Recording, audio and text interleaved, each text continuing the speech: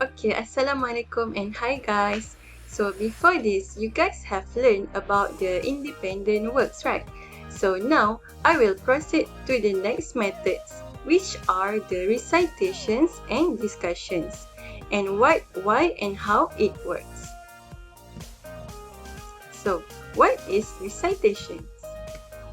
Recitation is actually a method of teaching in which teacher initiates the interaction by asking questions, and student will respond, and then the teacher will evaluate the response.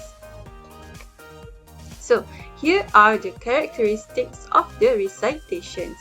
And first, recitation is actually an active dominant role of the teacher, and it is relatively passive role of students. And the second characteristic is the incorrect answers are usually corrected by the teacher. And recitation is actually a direct or a teacher-centered approach in which it consists of usually a specific short questions with a specific short answer in mind. So it also a method where teacher may use a probing questions to help the class to come out with a correct answers. Probing question is actually a questions which needs teacher to get more detail of some particular matter. And the example of probing question is like, please explain what do you mean, or could you tell me more about that? So it is the example of probing questions. And the next characteristic is the repetitions of questions and answer helps in the information retention. And recitation is also best used for the memorization of facts and a base level knowledge. And the interactions in the recitation method is more like the quiz show. Okay, now we will proceed to the methods in recitations. So, while using the recitation method in teaching, the teacher should prepare all of the question planned out during the lesson period. The teacher should also obtain the attention of the entire class and address the questions to the entire class before asking a specific students to respond. Apart from that, teacher must call on volunteers as well as the non-volunteers. Next, teacher must encourage students to speak to the whole class when responding to the questions. And the next point is, teacher must be sensitive to students' willingness to speak publicly and never put a student on the spot. This means that teacher should consider students' willingness without force them to answer the questions, and teacher need to give some extra time for students to think about the answer. And the example of the recitation is the Jeopardy game in class. So let's watch a video about the Jeopardy game. Another activity that I use in my classroom is the game of Jeopardy. Everyone loves Jeopardy. The way we use it here is I use it as a pre-test. That way, when I introduce a skill, I can find out what they already know about the skill, just by some leading questions. We start with categories. For instance, here I tied it into social studies. And our categories are presidents, Mississippi states, and natural resources. Now this is an after extension activity. We have already covered all of these subjects in social studies. So what I wanted to do is, rather than before the test give them paper and pencil to memorize or put things on note cards, which is something that we usually do, I opened it up as a game. And so what I did was I put the students in groups, and they actually play against each other. Instead of just 4 individuals, they actually play against each other. For example, a student would say, states for 100, and I will lift this up. And under here would be the question, famous for oranges. And they would respond, what is the state of Florida? And they would receive that 100 points. I don't actually use a timer. My students actually use the Jeopardy theme. So as they're running out of time, the whole class will just start and they'll go, da na na na na na na, da na na na and most of the time that brings out the competitive spirit. So we actually enjoy Jeopardy. We've used it for math. We've used it for reading. We've used it for science. They absolutely loved the solar system with Jeopardy. And here I tied it into social studies. I thought it was a great way to integrate literacy with social studies.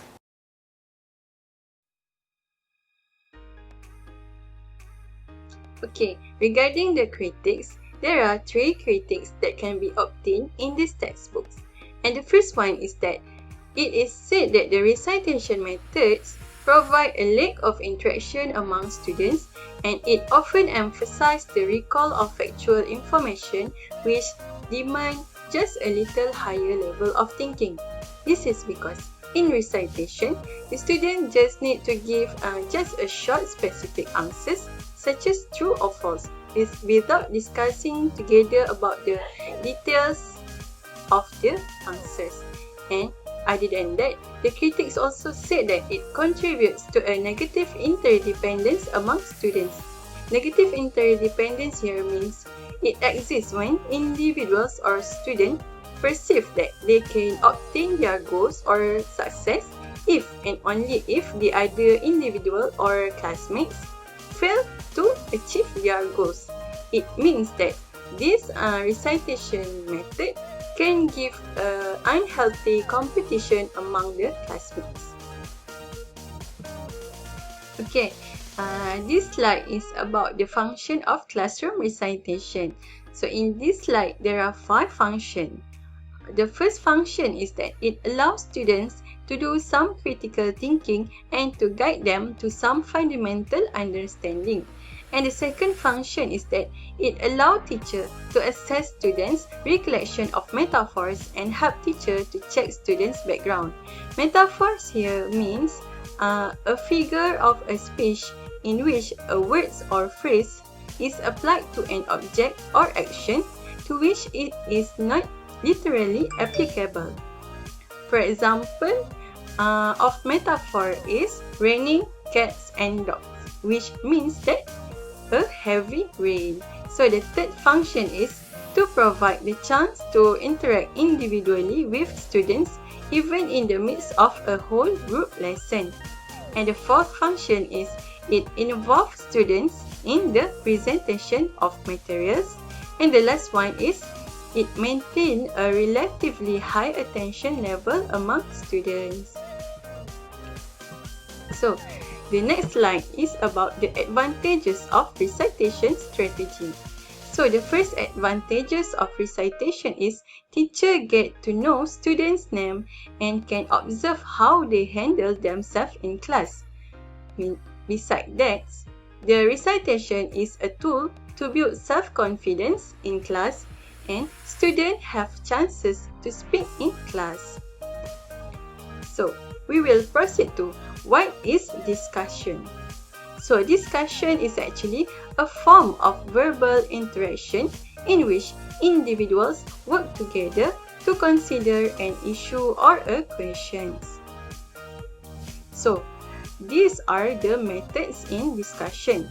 So, the first one is teacher must stay out of the interaction except for making sure that students have an opportunity to speak when the interactions get excited. And then, students need to speak directly with one another, and students comment on one another's contribution, and then they will question others, and they need to decide whether they are disagree or agree, and they need to explain their opinion. And then, teachers have to give up their role as a leader and assume the role of facilitator, which we can assume it as a student-centered learning. So the next one is teacher must listen to the ongoing discussion carefully and make sure that discussion does not go beyond the topic area to ensure that the time can be consumed wisely. And the last one is that teacher should ask students to provide supporting evidence of their opinions.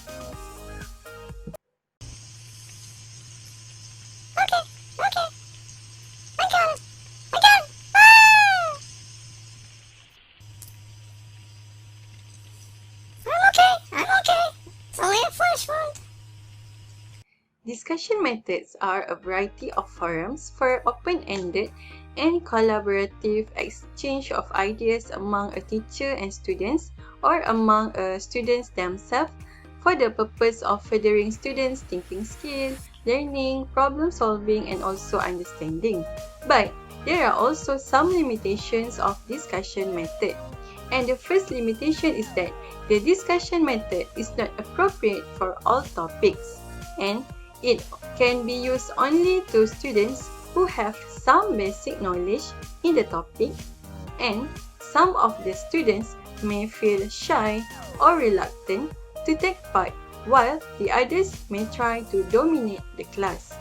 And the last limitation is that teacher may lose their control over the students, and they may end up in quarreling or argue with each other.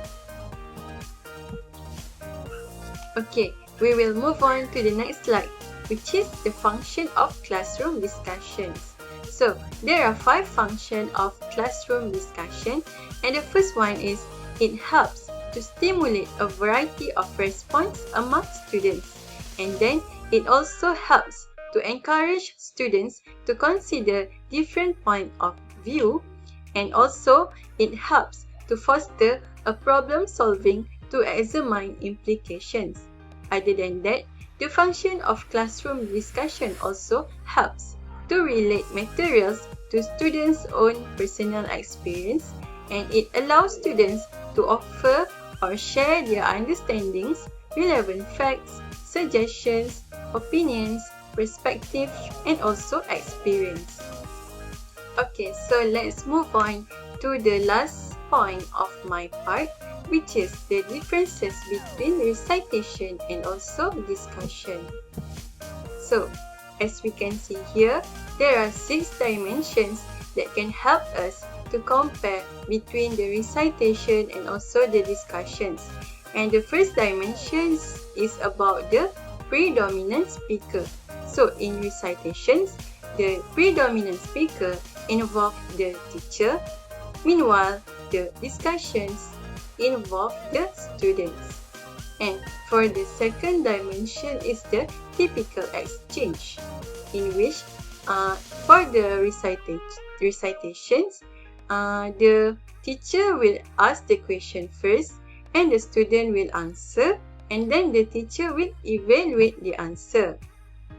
For the discussion method, the typical exchange involves the mix of statements and questions by the mix of teacher and students.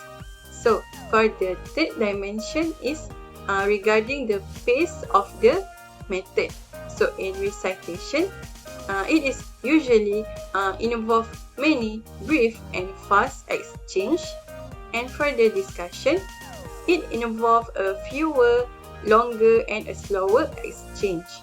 So, the next dimension is regarding the purpose.